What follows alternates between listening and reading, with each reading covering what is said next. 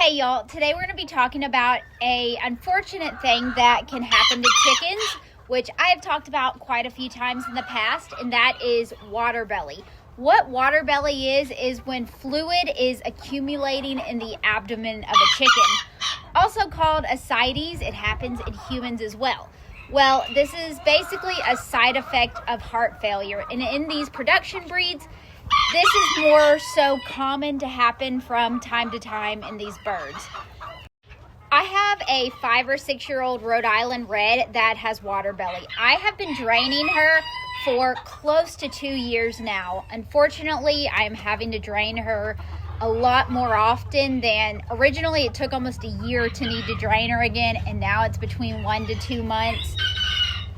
It's unfortunate, but as long as she is okay and eating, drinking, doing her chicken things, if I can intervene, drain the fluid where she can breathe, that's okay. But if her quality of life one day tanks, then this could be a different story. But I need to drain her because I can tell that she's not feeling the best.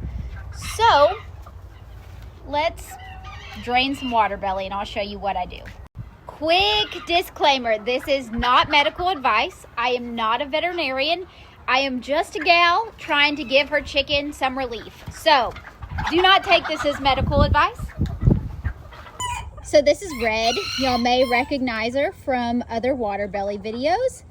And as you can tell, she's doing this open mouth breathing. Her comb's a little dull looking, because she's struggling to take in enough oxygen because this fluid that is built up on her abdomen compresses on their lungs and they just can't breathe as good. So draining off that fluid will significantly help. So take note of the way she's breathing. This open mouth, kind of gasping looking, will change that.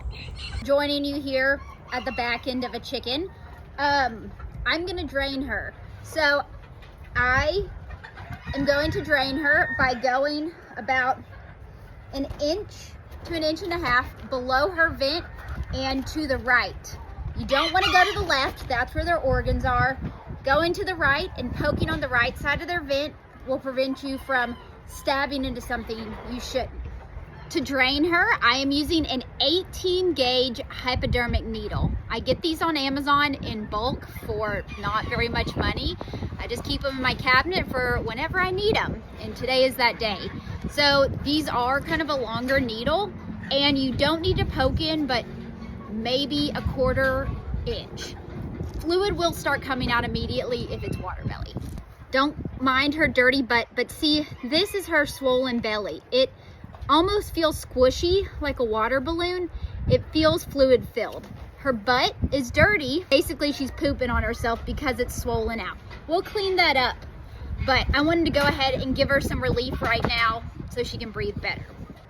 I've got my needle. We're gonna go below the vent and over to the right. This could be backwards on y'all's because I'm filming with my front camera. Try not to stab myself while I do this.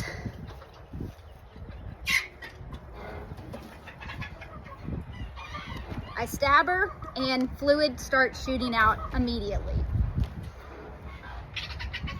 And I'm basically just gonna sit here and let her drain this fluid out for the next 5 or 10 minutes until it stops coming out in a stream. It's really gross, but it's going to help her be able to keep living.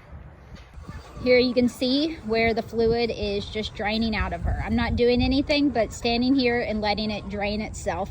Some people prefer to use a syringe and suck it out, but this has worked for me and it's the least stressful thing for all of us. I've been draining her for about 5 minutes now, and as you can see, there is quite the accumulation of fluid right now, and it is still coming out in a steady stream. However, take note of the face. It's already a little bit brighter. She's no longer open mouth breathing. We just, within a couple of minutes, just making her feel better. And this is why I drained them. I've been draining for about 10 minutes now, and as you can see, it's no longer a steady stream. It is a drip coming out of her. You can tell that the size of her abdomen is like half the size as it was. It's got some give to it. She's feeling real antsy, ready to take off. So it's just about time for me to pull this needle off. When you pull the needle out, just pull it straight out.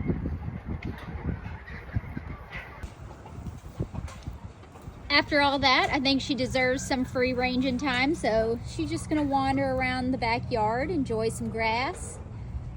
And her whole demeanor has changed since, 15 minutes ago when we started this. Look at her go. And now she's out here chasing mosquito hawks like she wasn't on death's doorstep 20 minutes ago. Isn't it crazy how quickly it helps them feel better? Good girl, Red.